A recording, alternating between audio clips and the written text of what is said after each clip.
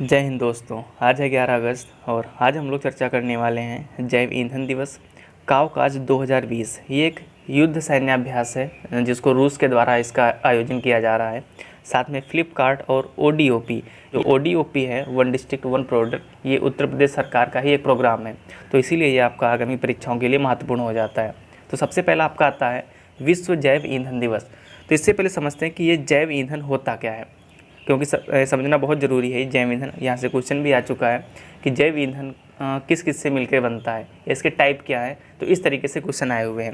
जैसा कि नाम से ही लग रहा है, इसके जैव यानी कि बायो, जितनी भी प्राकृतिक वनस्पतियाँ होती हैं उनको रिसाइकिल करके जो भी आपका ईंधन प्राप्त होता है उसको बायोफ्यूल कहा जाता है।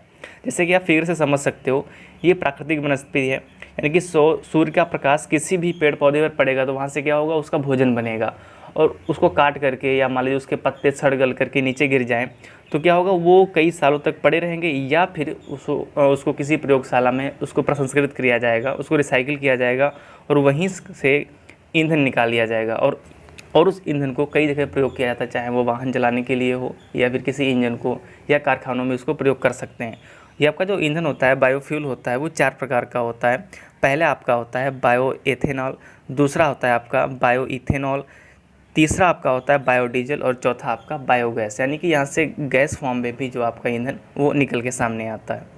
तो बात करते हैं विश्व जैव ईंधन दिवस की। प्रत्येक वर्ष यह 10 अगस्त को मनाया जाता है, ठीक है। और मनाया किसके द्वारा जाता है? पेट्रोलियम और प्राकृतिक गैस मंत्रालय के द्वारा। दोनों पॉइंट यहाँ पे महत्वपूर्ण आपके लिए हैं, पहला किस मंत्रालय के द्वारा और दूसरा किस तारीख को मनाया जाता है ये, ठीक है। इस वर्ष की बात करें तो इस वर्ष का जो मुख्य विषय था जैव ईंधन की ओर आत्मनिर्भर भारत। जैसा कि आपको पता है कि लॉकडाउन से पिछले कुछ महीनों से भारत हर क्षेत्र में कोशिश कर रहा है कि वो आत्मनिर्भर बन सके, या यूँ है कि बाहरी देशों के ऊपर हम निर्भर ना रहें, वहाँ से निर्भरता हटे और हम अपने आप सब कुछ करने में सक्षम हों। अगर बात करें केंद्रीय पेट्रोलियम और प्राकृतिक गैस मंत्री की, तो वर्तमान में धर्मेंद्र प्रधान है। नेक्स्ट आता है आपका काउकाज 2020। हाल ही में क्या हुआ है कि रूस के द्वारा इसका आयोजन किया जा रहा है और इसमें भारत भी पार्टिसिपेट करने वाला है। भारत के 150 सैनिक इसमें युद्ध अभ्यास के लिए जाएंगे रूस के साथ में। और ऐसा नहीं है कि रूस और भारत का ही है, रूस ने 25 से अधिक देशों को इसमें आमंत्रित किया है कि आइए भाई, हमको कुछ सिखाइए और हमारे पास जो भी है आप उसको सीखिए आकर के, ठीक है। तो देखते हैं क्या है भाई। रूस के द्वारा आयोजित एक सैन्य अभ्यास है। यह सैन्य अभ्यास रूस के अस्त्राखान स्थान, ये नाम याद रखना, आप हो सकता है एग्जाम में पूछ दे कि जो आपका काउकाज युद्ध अभ्यास है वो रूस के किस जगह पर आयोजित किया जा रहा है, तो आपको बताना है अस्त्राखान, ठीक है, जिसमें भारत की सेना भी भाग लेगी। और इस सैन्य अभ्यास को कॉकासस, देखो दोनों सेम नाम है, ठीक है। तो अगर एग्जाम में दोनों में से कोई भी आता है तो उसका सेम आंसर होगा आपका कॉकासस 2020 के नाम से भी जाना जाता है। और इसमें 25 से अधिक देशों को आमंत्रित किया गया है। नेक्स्ट आता है फ्लिपकार्ट तथा वन डिस्ट्रिक्ट वन प्रोडक्ट। इसके अंतर्गत एक MOU यानी कि मेमोरेंडम ऑफ अंडरस्टैंडिंग एक साइन किया गया है। इसमें हुआ क्या है, जैसे कि आपको पता है कि जो ODOP है यानी कि वन डिस्ट्रिक्ट वन प्रोडक्ट जो प्रोग्राम है वो उत्तर प्रदेश का है, ठीक है। इसके अंतर्गत होता क्या है, जैसे मान लीजिए वर्तमान में उत्तर प्रदेश में 75 ज़िले हैं और 75 ज़िलों से कोई ऐसी चीज़ उठाई गई जो वहाँ पे फेमस है। जैसे अगर हम लखनऊ की बात करें तो लखनऊ में क्या है, चिकन करी है, ठीक है, यानी कि जो कढ़ाई होती है गांव में, जिसको कुर्ता बोलते हैं, कढ़ाई होती है, उसको उठा लिया गया, ठीक है। अब मथुरा की ले लें अगर, तो मथुरा में ऐसे बहुत सारी चीज़ें हैं, जैसे मथुरा का पेड़ा ले लीजिए, संडीला का लड्डू ले लीजिए, हरदोई का आपका जो बुनकर चीज़ें हैं, कपड़े के सामान हैं, वो ले लीजिए। तो इस तरीके से 75 ज़िलों से एक एक चीज़ उठा करके वहाँ पे एक टैग दे दिया गया है उसको। जैसे जिस तरीके से भारत में GI टैग दिया जाता है, उसी तरीके से उत्तर प्रदेश में ODOP कर दिया गया कि भाई ये चीज़ जो है इस डिस्ट्रिक्ट से बिलोंग करती है। तो उसी के अंतर्गत फ्लिपकार्ट ने एक योजना जारी किया है। योजना का नाम है फ्लिपकार्ट पहल।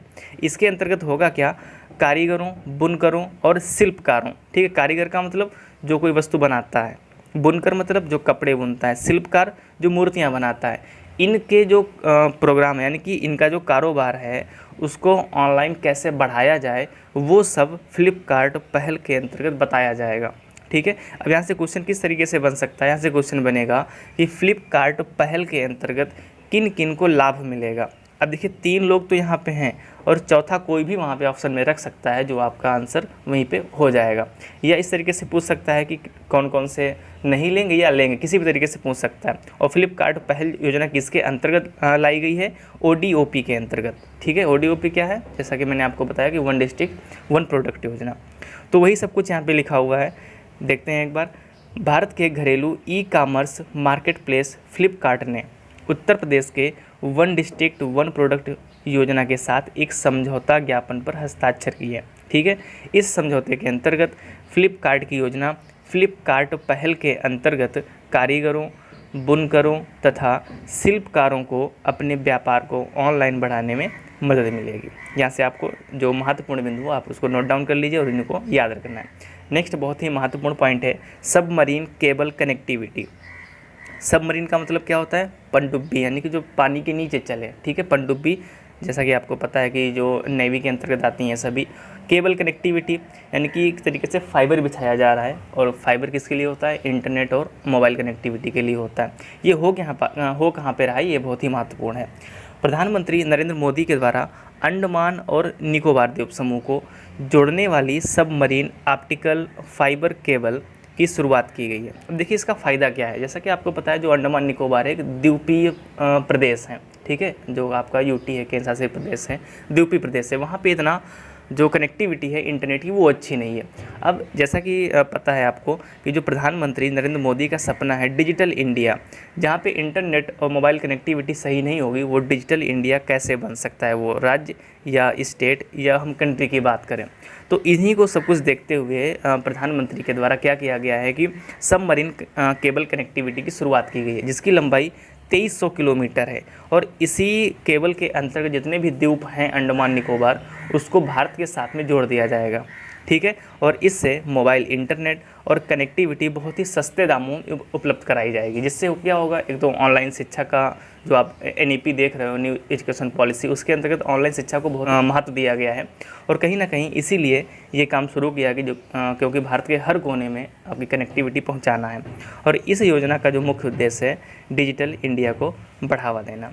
आज के प्रश्नों की बात करें अगर, तो सबसे पहला प्रश्न आपका है रेल मंत्रालय द्वारा कब तक भारतीय रेलवे को हरित रेलवे में बदलने का लक्ष्य रखा गया है? बहुत ही महत्वपूर्ण है ये। आपका NTPC या ग्रुप D कोई भी एग्जाम होगा रेलवे का, तो 100% से होने की ये क्वेश्चन आपका आएगा। सेकंड क्वेश्चन है विश्व युवा कौशल दिवस कब मनाया जाता है? थर्ड आपका प्रज्ञाता क्या है? फोर्थ आपका अंजी खाद पुल किस राज्य में बनाया जा रहा है? पांचवा आपका है इफ़ इट ब्लीड्स इस पुस्तक के लेखक जो हैं वो कौन है? इन सभी के प्रश्नों के उत्तर आपको कमेंट सेक्शन में बताना है, और वीडियो कैसा लगा ये भी आपको बताना है।